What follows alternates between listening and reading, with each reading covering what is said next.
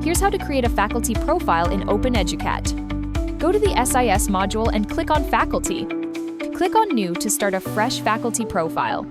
Select a title and fill in first, middle, and last name. Then, upload a photo. Fill up personal information, like gender, birth date, and address. Then add email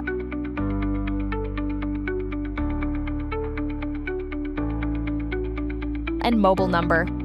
Now select nationality and blood group. Go to Subject tab and link subject which they teach. Click Save. Your faculty profile is now created and ready for scheduling.